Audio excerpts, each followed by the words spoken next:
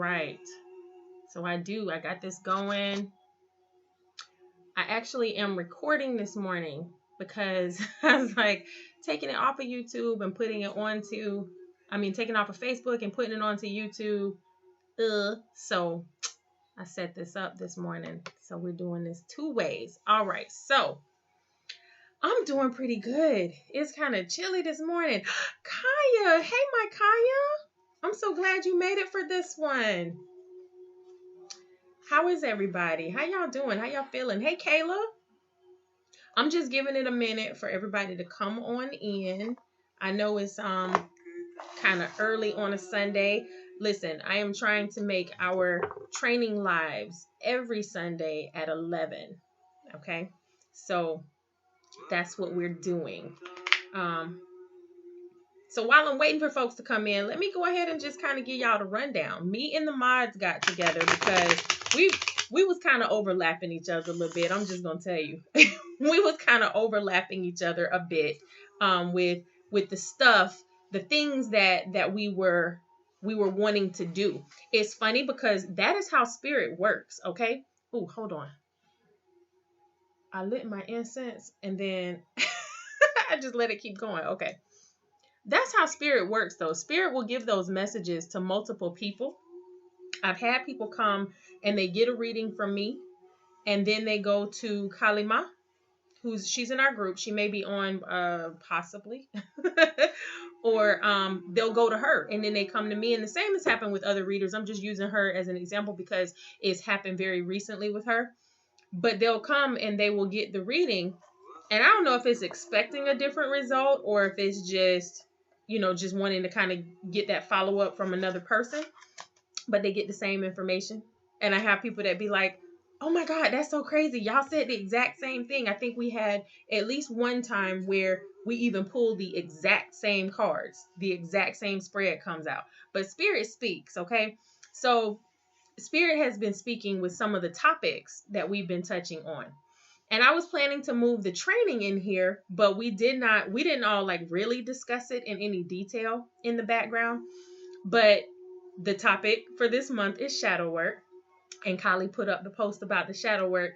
And then we got into the discussion about that's the topic for this month. So this has snowballed into a whole thing, y'all. Okay. I was just going to come on, throw some lives up on Sunday, go through some information and give y'all some homework. And we was going to keep coasting along with our, practicing activities and things like that.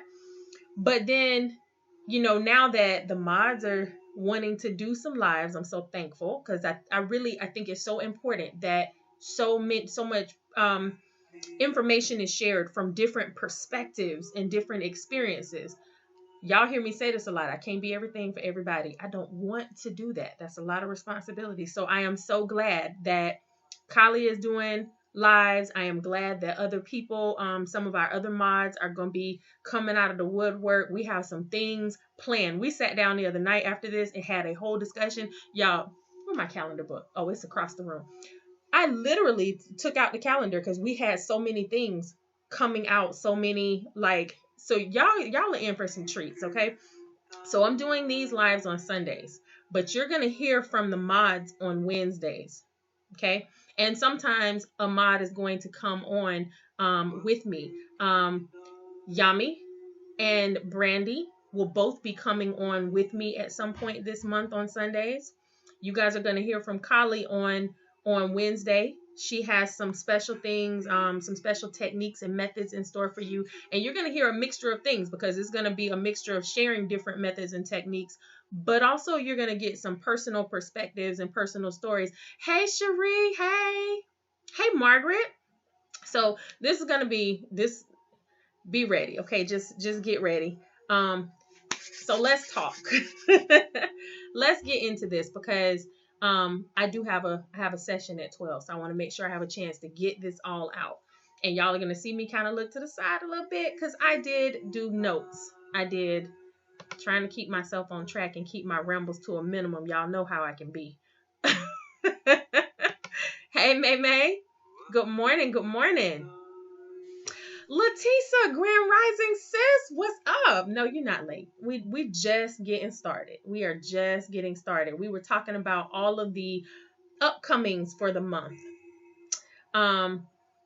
Lives from different mods. Everybody's going to be teaching something this month, a different method, a different technique related to our topic. Some people are going to share some personal experiences, and you're going to hear from all of them this month. Well, yeah, I think everybody agreed to do at least one. So, I mean, I didn't twist anybody's arm or anything. I just like voted that it was a unanimous decision that everybody was going to do it. So, there's that. We do have on the 10th, I need to put that up in the group. Our group work, we have 2 group works coming up this month, okay? On the 10th is going to be a massive group healing and releasing, and that is to go along with our we're doing shadow work. So that's a great place to start, is cord cutting and releasing. I'm going to tell you with any of the group works, okay? I like to explain this so you understand. With any of the group works, yes, you should feel differences. You should feel some, some effects from it. You are not going to feel the same type of effect as you would feel with a one-on-one work. A one-on-one work is focused directly on you. It's directly connected only to your energy. When I do these group works, that means that it's kind of spread out a little bit. So it's still powerful. And I've had some people come and say that. You can go back and watch some of the other lives. Or like our blockbuster, we did a little meditation during the blockbuster last week and did some work on there. So you can go back and you can see that and you can kind of feel it from watching that. But when it is one-on-one, it is more powerful. And I say that because if you have some deep-rooted things that you need to heal and release, it may be better to do a one-on-one type session. So just keep that in mind. All right. So our topic this month. Oh, backtrack. All right. Our topic this month is shadow work. Okay. I have some people that they look at it and they go, I don't have any shadows to deal with. Yes, you do. Everybody has shadows. So we're going to talk about this. So first, let's define what is a shadow. Okay, let's define that first. The shadow is anything at all that we put to the side. We may try to hide it. We try not to face it. Those things that you sweep under the rug. Hey, Crystal. Or anything that you try to suppress. Okay, so by definition is any single thing that you try to suppress. Every single person has a shadow. It's impossible to live without a shadow. It's impossible for you to go through life and never have a shadow. You never have anything that you're trying to get rid of. Or let me say not trying to get rid of, never have anything that you're trying to avoid. Okay? Everybody has a shadow. Things that can cause us to have these shadows can be anything from extreme trauma, like abuse, accidents, having severe health issues. Y'all would be amazed at how many things severe health issues can cause you to have, things like PTSD. I mean, any kind of thing. Loss of a loved one and so on and so forth. It can even just be from a personal belief that you hold about yourself. That can be a shadow. It could stem from your upbringing, either from a religious aspect or just from what you are taught, from your parents, your family, friends, even family friends, anyone that you're around. My smoke is going all in the front of this, right? So I'm gonna trade out my candle and my my incense to see if that makes a difference. All right. Nope, it's just gonna come back. Listen, I think it's trying to sage y'all. It's trying to smudge y'all. So yes, parental teachings, and the list just goes on and on and on, but these are the things that shape your moral compass. They, your upbringing and your life experiences shape how you view yourself, how you view people around you, all of that kind of thing. And in the course of all of that, that's where these shadows get created. So the point is that everybody has shadows, and shadow work is simply just bringing those shadows into the light. You're taking those hidden things, those things that you may consciously try to ignore, out of the shadows, and you put them into the light so that you're able to face them, to heal them, to release them, maybe reach back and help somebody else in that same capacity. Because the reality is, we can't deal with anything that we put to the side. You can't heal it if you just kind of put it to the side. It doesn't heal itself. That there's that saying that time heals all wounds. No, that's not how that works. That's not exactly how that works. Time can heal some physical wounds. Those mental and emotional wounds, you got to do some work for those. They do not just heal themselves. What time can do for you though is help you learn real well how to hide them, how to put them away and not face them. Those kinds of things, yes, that's incredibly true. But time does not automatically heal your wounds. You have to take control of your own energy, of your own power, of your own self in order to do that. Now, there are shadows that are subconscious as well. There's things that come up, that are, you don't even realize that they're there. Those are doubly as important because those are the things that are affecting you in the background, and you don't even know it. You have no idea why it's affecting you. That's a part of why it's so important to do this work. Doing shadow work, facing these things, dealing with them accordingly, allows you to come out of hiding. Basically, you get to step into your own self, be your true and authentic self. That's liberation.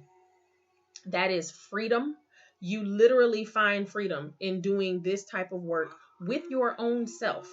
Okay, healing yourself, releasing the things that no longer serve you. Often we don't even see how these things are affecting ourselves, but let's think about that for just a moment. Okay, are you a person that suppresses your anger? Do you do that? If you're a person that suppresses your anger, you are literally suppressing your passion. You're suppressing your own ability to be expressive. And guess what that connects to? That connects to your throat. That connects to your throat chakra. That connects to your root, your sacral. That even connects to your solar plexus. Like, you're affecting all of your energy vortexes. Y'all see the chakras behind me, right? You are affecting all of your energy vortexes. Good morning, April. Are you a person that suppresses your sexuality? That's a big one. That's a big one in our society, and I'm glad to see that it is changing, and it's not as bad as it used to be. Still work, places to go with that, but it's not as bad as it used to be. But if you are a person that suppresses your sexuality, you're killing your own passion. Literally, you are hindering your connection to your personal power. You're keeping yourself in a state of not being fully grounded at any moment. You are hindering your connection to the divine. Y'all don't listen, that gets deep. We're going to get into sex magic and things like that down the line, but sex is literally connected to divinity. It is connected to magic. It's connected to your personal power. Really. Are you a person that downplays your intelligence? Baby, you are downgrading your own self-confidence. You are not living in your truth, and you're missing so many opportunities every single day. There are people that get opportunities handed to them based on the strength of their confidence, because they are confident. Case in point, I'm gonna give you an example from my personal life. Okay, I interviewed for a management position in 2013, I think it was. So I interviewed for a management position. Never been in management in that industry. Never. Had never wanted to, honestly. And quite frankly, I didn't want it that time. I really just needed a check. But interviewed for this position. I was straight up that I didn't have management position in that capacity. My management position comes from owning my own businesses. So not in that particular industry that I was interviewing for. So I went in, I had this conversation. I said that I do not have, this experience. However, I'm a quick study. I have this type of leadership experience, and I can command a crowd of people respectfully, a small group of people respectfully, and I can get them to do what I need them to do because I will handle them respectfully, and I guarantee that my approach will work. And that was the big issue that they were having, was the last person, the company morale was so low. And I was like, I can help you do that. I can motivate, I can do that. I have no problem doing that. And I spoke everything I can, I am, I have, I will, I do this. This is what I do. Mind you, the people that I had been commanding at that point were 2013, so they were 13 and 3. all of my small businesses have been small family run type things. It wasn't anywhere else. Okay, so I went in, had that conversation, and at the end of it, the guy told me that he's going to be interviewing a few more people, and he will call me in a few days. And he's like, I'll call you on Tuesday, and I'll let you know, if whether you have the job one way or the other, blah, blah, blah. I went right past everything he had said. I said, oh, thank you. I said, it's nice to know that I know that I'll hear from you on Tuesday, so I have a date to go by. I said, so when you call me on Tuesday, when you give me my start date, that's what I said. I said, when you give me my start date on Tuesday, I need to know what your dress code is for the company, because I can go ahead this weekend and get get things that fit the dress code. By that time, I had been working at home for like 10 years, so I had like no professional attire. Sounds like when you call me on Tuesday, I need to know what the dress code is so I can be prepared, because I can actually start on Wednesday, and that would be perfect. I'll be ready to go. I'll already have my things and be set. And he just smiled. The guy smiled at me and he said, you are just really adamant that you have this job. I said, I'm positive that you will not have somebody else come into your office that will be able to guarantee you what I can guarantee you. So yes, I'm positive that I have this job. I'm also positive that if you don't hire me now, you will be calling me in a few weeks. On Tuesday, he called me and gave me that job. And I did go out and I bought my clothes over the weekend. So I was ready to go. All right. So that was just an example. When you are not, even if you don't know all of the material that is required for a particular subject, intelligence is more than just you knowing material. When you downplay your intelligence, when you downplay your connection to spirit, when you hinder your own confidence, you're not living in your truth. You're missing out on opportunities. You're missing out even on growth opportunities for expansion. I didn't have that experience at that time. That man gave me that job. I got 2 years of that experience before I left that place. You miss out on so much when you downplay yourself. All right, so let's talk a little bit about how shadows are created, because this is important to know where it stems from. Some things we consciously choose to put in the dark, okay? Very traumatic experiences. If you are a person that is physically abused when you were younger, you may choose to suppress that. You may choose to, consciously choose it. And it's usually because we don't know how to deal with those things, or most often it's because the pain factor associated with it is too great. It's too great, and we don't know how to face that. We don't want to face that. It's easier to just suppress it, okay? But there's a lot of things that we truly don't even realize exist on a conscious level. These shadows are created by the ego. Okay. Anytime somebody says ego, people will automatically begin to feel like it's a negative thing. Let me say this. The ego is not a bad thing. All right. The ego's purpose actually is to help us. It helps us by showing us things about ourselves, by challenging us to grow in various ways. Your ego is actually a helper. Okay. And it is that thing that makes you human. It's a part of the things that make you human. That's a video for another time. We'll get into that later. But in this case, the ego creates the shadows to protect us. That's what they're created for. This thing that whatever it is, could be so painful that it's overwhelming. It threatens to like break your sanity, to drag you under. Feelings of depression, of anxiety. We want to avoid those kinds of things. So boom, ego creates a shadow space, sticks that thing over in that shadow space, and then you just keep rolling. Okay, so it's about protection, but is it really? Is it really protecting you? Because as I said a little while ago, not dealing with these things creates a host of other problems, creates a whole bunch of other things. Slowly but surely, it puts you kind of in a cage, kind of sort of confines you in a way. It stops you from being your full and authentic self. Okay. So how do you know what your shadows are if they were created subconsciously? Okay. Hi, Regia. Hey, Mariah. So if those things were created subconsciously, the way to do that, and even for some of those conscious ones, because you have to break it down to small pieces. Okay. Here's the deal. Triggers. Okay. Triggers. One of the biggest triggers is our judgment of other people. Here is the thing.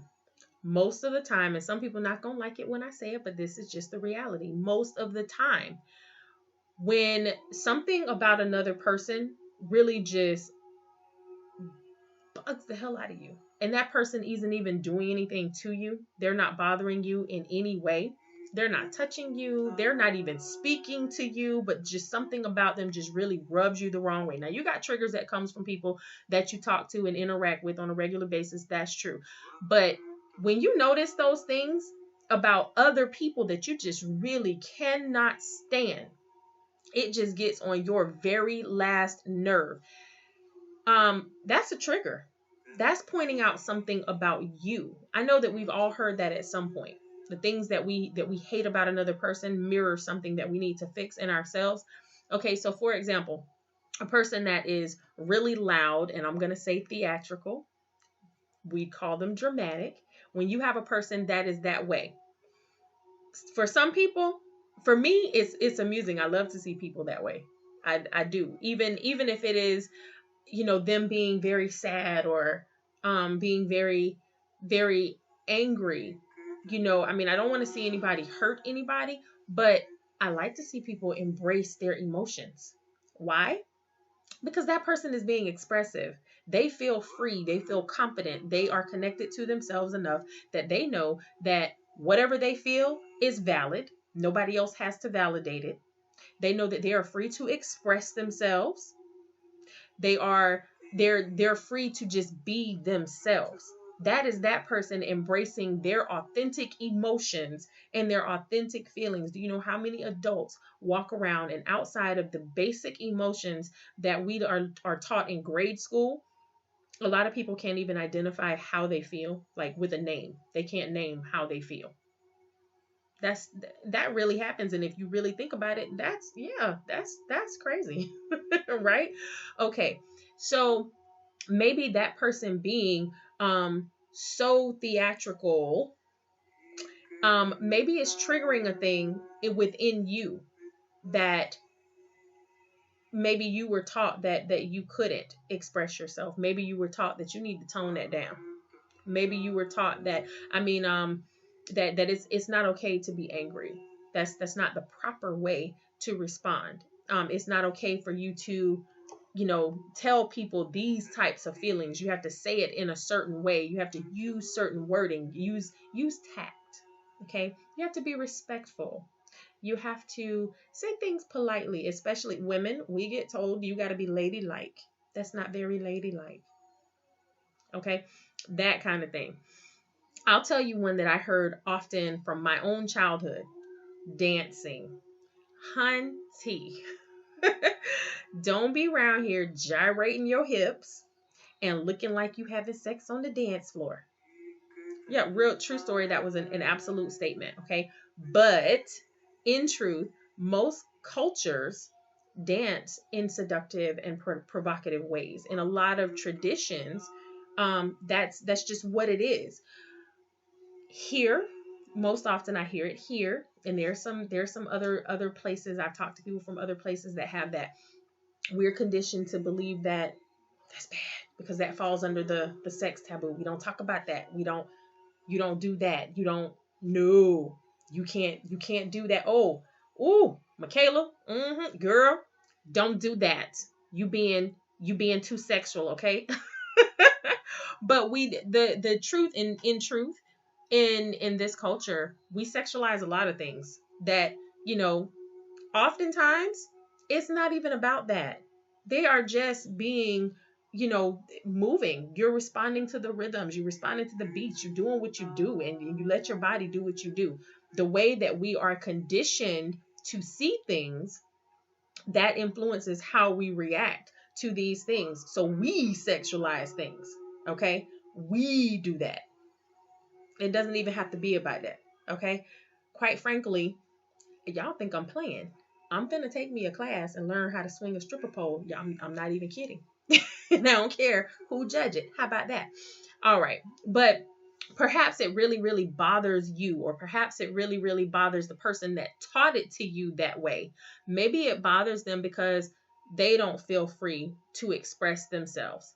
Maybe the teaching was that, sex is bad. It's something taboo. You don't talk about that. You're not open about it. Maybe it's that. I know in a lot of religious households, it comes up that way. Or perhaps you don't fall into the hetero norms. And oh, Lord, heavens forbid that you not straight. Okay, maybe that's the deal. Whatever it is, those things, when you notice those things come up and you're judging somebody else for what they're doing that really don't have nothing to do with you, at the end of the day, does not affect your life, doesn't affect anyone in your life, has nothing to do with you. When those things happen, those are triggers. Those are things that are coming, causing all kinds of things for you. So, all right, so personal story. And I wrote my personal story out, so y'all gonna see me glance at it, okay? As a little girl, I was super creative. Okay, extremely loving. I was bright. I was happy, like energy wise. I was very high vibrating. I was very happy. And nobody couldn't convince me that I was not a beautiful princess. Okay, you could not tell me that. But from a pretty young age, and young by young, I mean like 4 or 5, 6 years old, from a very young age, I was told things like, you think you so cute. Always got to be seen. Go sit down somewhere. Okay, so I learned to try not to be seen, cast my gaze downward, because if you don't connect eye to eye with people, they don't really like pay you any attention. So I learned to keep my gaze down. Don't dress in really bright colors. Okay, don't even dress really nice. Don't wear things that like hug my body. Don't wear, be pretty much be mousy and frumpy. That's what I learned. Try to blend into the background, become the wallflower. Okay. I got told things like, you laugh too loud. Nothing is that funny. It was funny as hell to me. It wasn't funny to them, but it was funny to me. But I got told nothing is that funny. It's just so dramatic. Just got to be over the top all the time. All right. So I learned to be quiet. I learned to laugh quiet. I learned to speak quiet. Just keep everything like down to a minimum. Fit right into that fading into the background thing. Okay. Being sexually assaulted at a very, very young age did a real number on my self-esteem. Okay. Skewed my entire view of sex, of interactions with men, of interactions with people. It skewed everything. Because quite obviously, sex was dirty. It was a method of torture. Apparently, I had to be a horrible little girl, and I must have done something terrible to deserve such treatment, right? When you learn these types of things at 6, 7, and 8 years old, it's hard for you to kind of like break out of that, and you forget even where the roots come from. By the time you're a teenager, it's like the thoughts aren't even really like conscious thoughts. It happens, right? By the time you're an adult, it's absolutely second nature.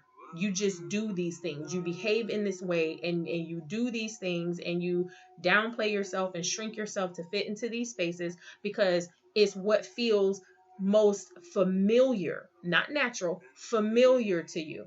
Okay. You don't know why you're depressed all the time. You can't pinpoint why or how you end up in these soul-sucking, awful relationships. You don't consciously grasp why you don't know how to talk to people. You can't make a point clearly. Miscommunication is like the norm in your entire universe. You just know that one, and like you separate them. You know that these things happen to you, but what you know is that this is who you are now. Okay. Something deep inside of you, though, will always show you that that is not your true you. You will always feel like something is hiding. In truth, that's why you're experiencing depression and anxiety and things like that. You will always know that there's more. You're always going to know that you're not truly in a space of freedom and able to be your true authentic self. Okay. So we identify the shadows by identifying the triggers. When an emotion or reaction starts to rise, we don't suppress it. You don't suppress it. When we feel ourselves being judgy, or you're starting to feel that anger start to rise up, or you're feeling, sadness or whatever it is, take a moment to examine not just the emotion itself and the why of the emotion, but you take a moment to examine where did it come from. You can figure that out by asking yourself some key questions. Things like, what is this trying to teach me? Why do I react in this way? Where did I learn this way of thinking? How is this serving me? How is this emotion? How is this serving me in this moment? When did this begin serving me? If you ask yourself things like that, questions like that, and I say like that because there's like a list depending on your own personal experiences. Remember that we are not cookie cutter people. Okay, so the triggers for you may be completely different than the triggers for somebody else. So will the methods be to get you to your point of healing and releasing. It may be completely different, which is why this month we're going over so many methods. There are a lot of methods for dealing with your shadows, for healing them, for releasing them, or for taking them and transmuting them. Because here's another reality. Darkness doesn't disappear. Light can't exist without dark. Dark can't exist without light. It integrates, it merges. These things that come up, they come from a place. The place that they come from, those experiences don't disappear when you heal it. They happen, but they merge. You merge them. You learn how to use them for your benefit. You learn how to let them make you better, make you stronger, give you a tool that you're able to use to, further yourself, to expand yourself, to elevate yourself, to help someone else in some capacity, to help them to expand, to elevate. I did a lot of work to get to this place. Y'all see, I'm not closed in no more. Believe it or not, I am still kind of shy. I still deal with some anxiety issues. I still check myself for depression. I'm not gonna fall into that. I find those triggers and I deal with them. But I'm not the same person right this moment on this video in front of you live right now. I am not the same person that I was even 10 years ago. 10 years ago, you wouldn't have got me on here. Not at all. Andrea, you would not have gotten me to come on here and do this ever. But that's a lot of work. It's a lot of work that goes into it, but you do it. You do it so you can be better. So there's a lot of methods.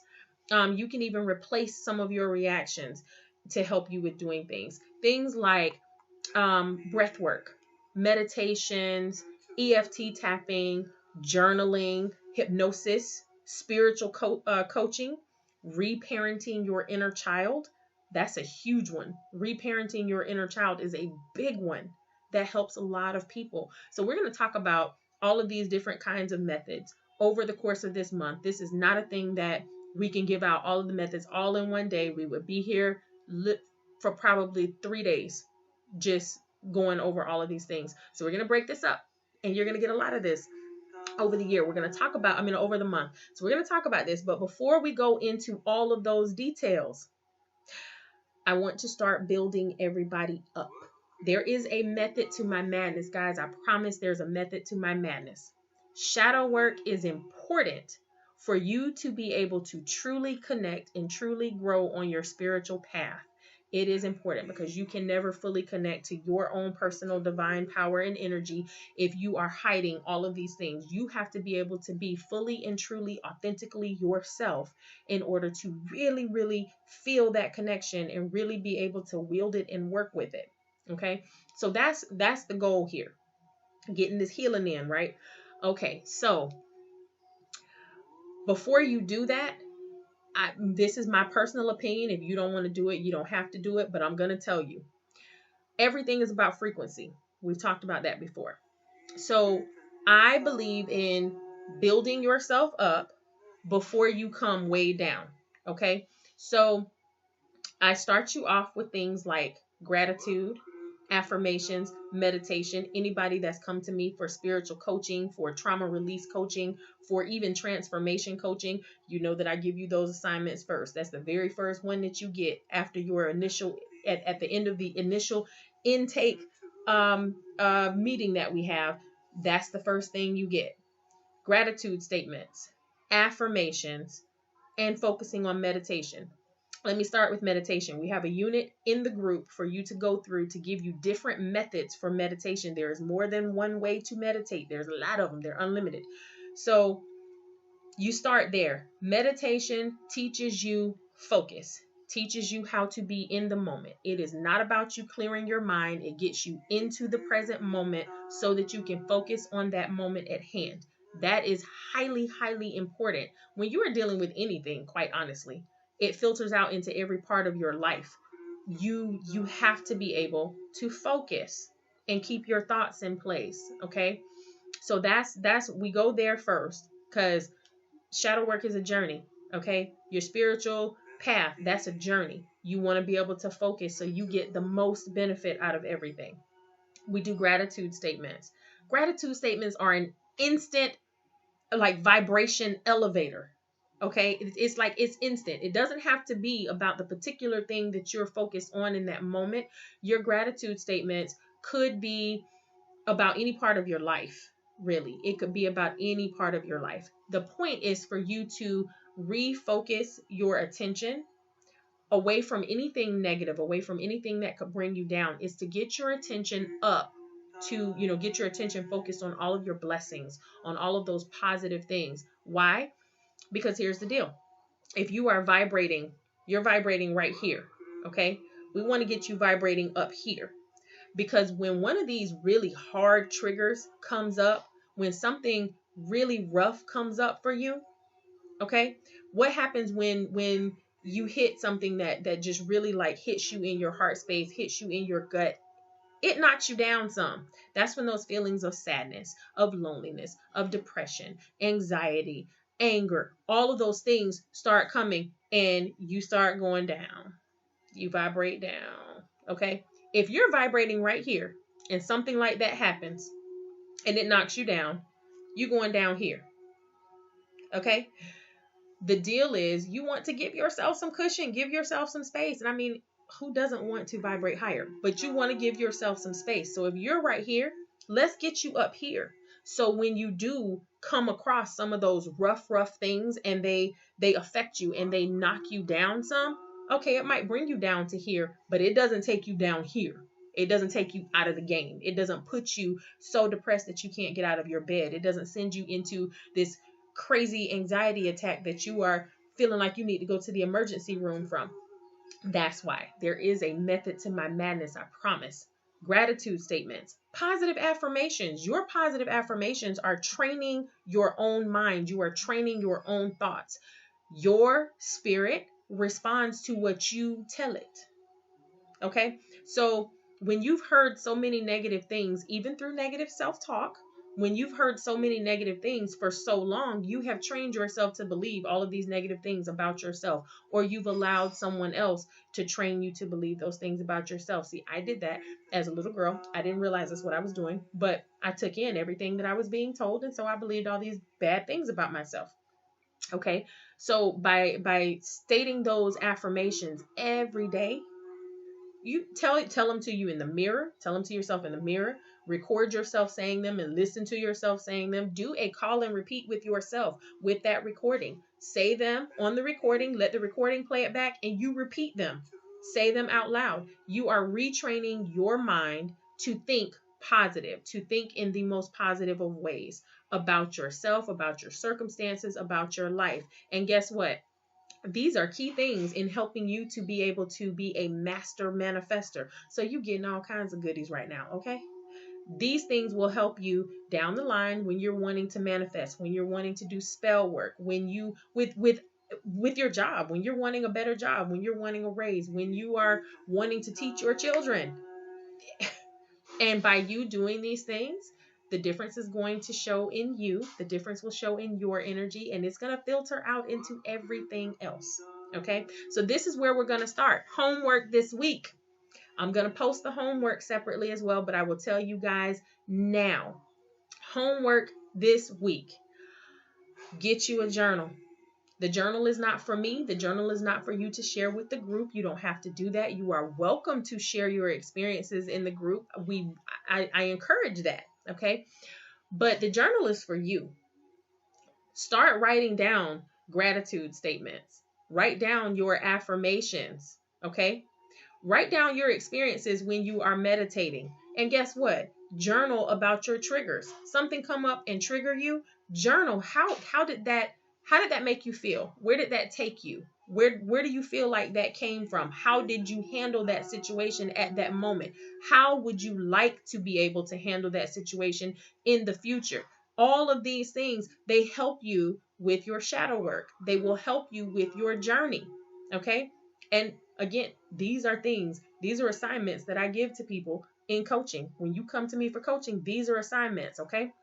So, and that's more for the one-on-one stuff, but listen, these things help. It works. The point is that it works, okay? So, that's the assignment for the next couple of days. Get you a journal.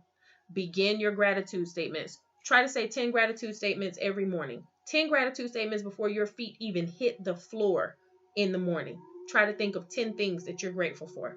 Okay, so if you got to say them while you're brushing your teeth, that's fine. Okay, that's perfectly fine. But try to say at least 10 gratitude statements, 10 things you're thankful for, and try not to make them repetitive. You want to think about what you're grateful for that day, not have a list of things that you're grateful for that you just repeat every day. Why? Because as you repeat things over and over and over again, it gets to be repetitive, and then you're just saying things more out of habit, not even, you stop connecting to them. Okay, so you want to say what you're grateful for that day. Try to say gratitude statements every day. Okay. Alex, it's not bad. It's not bad. You are challenging yourself. That's why you're getting the anxiety. You are challenging yourself. So I encourage you to just focus. Don't think about the big picture. You're thinking on the whole thing. We don't want to do that. That's not how you do shadow work. Do not do shadow work by trying to face the huge picture all at one time. Don't do that. Right now, the only thing that you are focusing on is gratitude statements. What are you grateful for in your life? Write some positive affirmations for yourself. And your affirmations: I am, I have, I receive. Don't say I hope. You ain't got to share it with the group, but please don't come bring me no affirmations and be talking about I hope or I will. Don't do it. State your affirmations as though they already are. Okay? Don't focus on anything outside of that right now, Alex. Just focus on the gratitude and the affirmations. If you have not done the unit for meditation, start working on the unit for meditation, because getting into that habit of focusing, it doesn't have to be long. You don't have to sit there for an hour. You can do 10, 15 minutes a day. The deal is consistency. You want consistency in your healing. You want consistency in your spiritual journey. You want consistency in all things, because that is what is going to help you to grow. That's what's going to help you to expand. That is what will help you get to the point where you can release these things and you can elevate up out of there. Okay?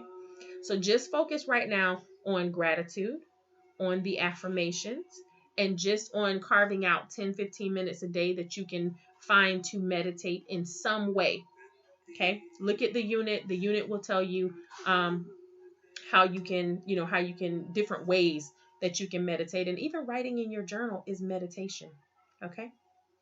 All right, so that is all that I have for that.